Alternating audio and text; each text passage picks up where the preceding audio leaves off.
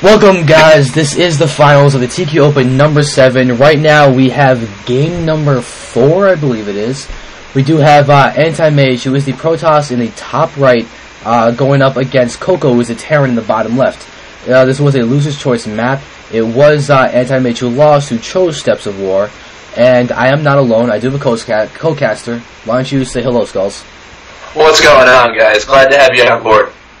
Yes, definitely. Right now, I will be deferring to Skulls on many things, since he is a much better Protoss player than I am. I'm merely here to provide excitement and start screaming when crazy things go down, like you're gonna have like a queen rush or something. And that was a joke. I'm hoping you guys are laughing, because there's no Zergs in this. Thank you, Skulls. You make me feel better about myself. Queen rush? You could, oh no, you can't hallucinate a queen. You can only hallucinate Protoss units, but that would be pretty funny if you could. Yeah. Kind of like a changeling kind of deal, except better. That would probably be the best hack ever. Yeah. Can you imagine how confusing it would be if you're in a TVP and all of a sudden you have 17 queens in your base? I'm dreaming, folks. I'm pretty sure people would just say lol and then say you're awesome for that and just give them the victory for it. Yeah, most likely. They would just roll over and accept it. So it looks like we have an earlier gateway from the Protoss here. It looks like it was probably a 12 gate. Yep. So probably just wanting a couple extra seconds. If he is going to go for like a specific tech build, that might actually be really key. Assuming he's got it laid out perfectly. On a map like Steps, for some reason, Protoss players are just a little bit leery of doing the 13 gate. I know myself personally. I just think, you know, it's such a small map. I'm just going to get the 12 gate. It's not that big of a difference, but it is a little bit faster. Yeah. I mean, I can tell you right now, I've had situations where my Sentry has 48 health when another force field is, or 48 mana when another force field is needed, and not being able to get that force field out in time loses me the entire game, because all of a sudden... Exactly. That's a great example of why those little few extra seconds could make or break the game, especially with Sentry force fields, especially if you're doing a heavy tech build. Antimage pulling all his probes here, going after this one SCV. I don't know if I like that move there. He's got to keep those mining. He's got an extra probe on his first gas there. Yeah. We'll see if he notices it or not. Oh, and look, there he is. He's saying, "Hope nobody saw that." Oh yeah, we saw that. Sorry, Antimage. It's all right though.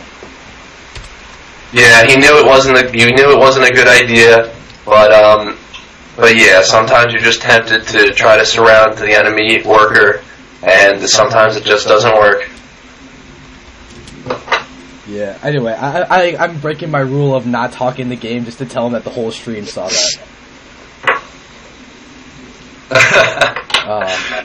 Hopefully we didn't throw him off his game too much. Here's a Twilight Council coming in for Antimage, so we're probably going to be seeing a DT. You know, it's tough to guess now. Oh yeah, it's definitely going to be Dark Templars, because he doesn't have any Stalkers out yet, so he's not going for Blink. He's got the probe sitting up at the destructible rocks by CocoA's base. Definitely going to do a little proxy pylon. Yeah, and here comes an excellent Reaper Scout from CocoA taking out that probe.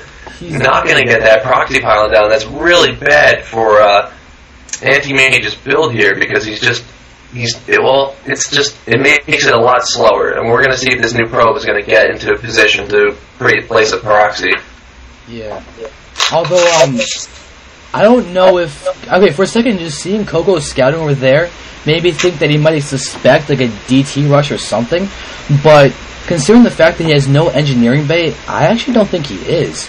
I think he was just looking for the generic, easy, and obvious spot to plop down a proxy pylon. So he might not realize exactly what's going on. Oh no, I don't think he knows that he's going Dark Templars. I mean, it's a standard move to scout that area against Protoss, because that is a great place to place a proxy. But he did a good job. He remembered to scout there, caught the probe, and here he goes catching more probes as they try to sneak out. So now he may be starting to think, what's going on? Why is he trying to get so many proxy pylons out there? And Hopefully he does a scan. Maybe he'll just throw up an engineering bay precautiously. And there he goes, throwing up that engineering bay. Yep. Smart move by CocoA. Yeah, so he could actually end up getting a really easy victory if this DT rush fails horribly and CocoA's able to just take complete advantage of it. Now, I'd just like to mention also, a build like this that Antimage is choosing to do works on this map because the Reaper can't scout the base very easily because there's no side the force fields to go to. And there you have Antimage preventing that scout. There goes the scan. CocoA knows something's up. I don't think that he sees that tech. No, he doesn't. He doesn't. And 3 DTs have now been made, and they're running there. And they're going to catch the missile turret before it's done. Like, it's not going to be placed down. And, oh, God, these DTs are going to do so much damage. He's got to leave one of them there to take out everything. Yep.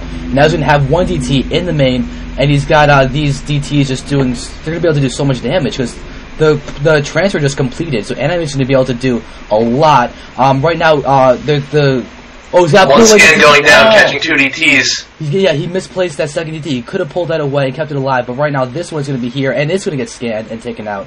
So CocoA's held that really well. That could have gone a lot worse.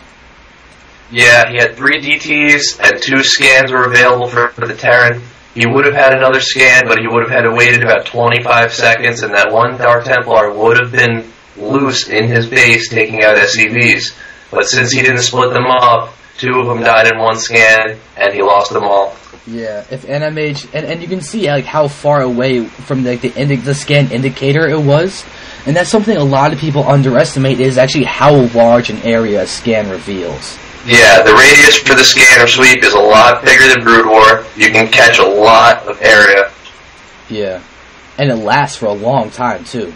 Yeah, it sure does. If you're going to do a DT rush, you got to have them split up, and you got to make the Terran expend as much energy as possible to take them out, because it leaves the Protoss really weak. As you can see, his army is going to have no chance against the Terran if he decides to push out. Yeah. However, he needs detection, or otherwise the DTs in the middle are just going to slice away at his army. Yep. And honestly, if you can't do much damage with the initial DT rush, it's the fact that you get a free expansion and you force Ravens. Okay, so we have to pause for a second, but it does force Ravens in order for Terran to really be able to move out at all.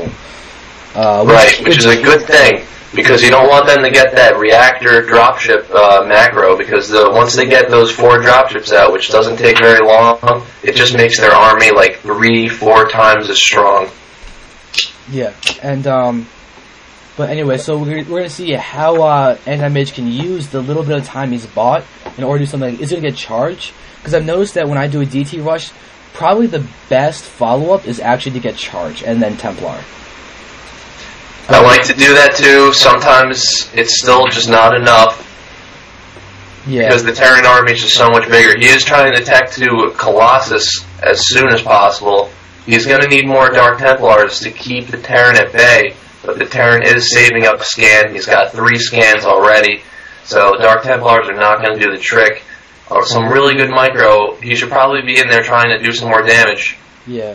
And actually, you know what might help him right now, just to help take damage, is get an Archon.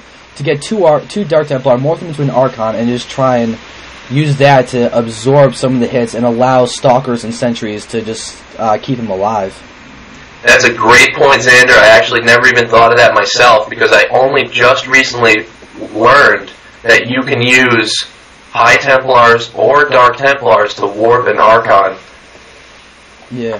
I mean, to tell you the truth, I wish I had thought of that when I was doing this. I mean, I just generally lose if my DT rush fails and they push immediately. Like, if I had thought about that before, I might have actually survived a few more games and been a little bit higherly rated right now. So it looks like Antimage is going to hold this push. The reason that he's going to hold this push is because of his force fields, forcing the first stim to go to waste. CocoA stimmed a second time, and as you can see, all of his units are in the red and the yellow and the orange. So he's going to pull back, and he's going to have to wait for some meta effects. Yeah, definitely. And you know what?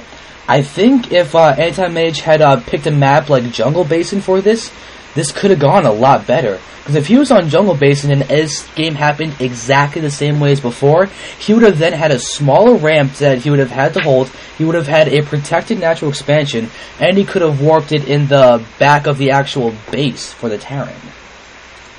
Yeah, Jungle Basin is a little bit tricky, especially with the proxy pylons. You can warp into the enemy base. You gotta watch out for that as Terran, but seeing as CocoA is very conscious of the proxy pylon strategy, there's a good chance that he may have scouted it. That is true. But yeah, I don't know. But that could be interesting if I'd be kind of curious to see, like, now that CocoA has seen a DT rush, if CocoA ends up losing, what map would he choose, to knowing that his opponent could go for something like a DT rush, like last time? Here's a really good timing push. Sorry, Xander, I'm not sure what map you would pick, but it's anyone's guess. Yeah. But here we see a great timing from Antimage, moving in with those 3 Colossi. He knows that the Terran's not going to have Vikings. Yeah. He held off that first push, which would have been deadly. This is an excellent, excellent timing from the Protoss. It really is. But his Colossi are in range of the missile turret. But okay, we actually have SCVs being pulled. Antimage is doing a good job of doing a lot of damage. The splash from the Colossi is doing a lot. We have more Stalkers and other Colossi coming in. Medivacs are out, but they're basically out of energy. And right now, these SCVs are completely at the mercy of these Colossi. Keeping most of those Colossi alive, they have decent HP still. Looks like this one's going to go to Antimage. Yeah, this is really looking bad for CocoA. If Antimage continues to push in, there's nothing to deal with this Colossi count right now. There aren't enough Marauders to get the concave that you would really require to do a ton of damage.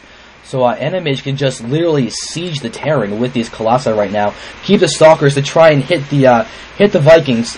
But it looks like CocoA's going to focus down on the Stalkers to try and get the Vikings to survive. But more Stalkers are in there. There are 4 Colossi out right now. And this is really... Oh, yeah, there it is. There's just GG. GG. Good job from Antimage there. Yeah, definitely a good job. Really good DT Rush follow-up. Like, that's what really impressed me from that game.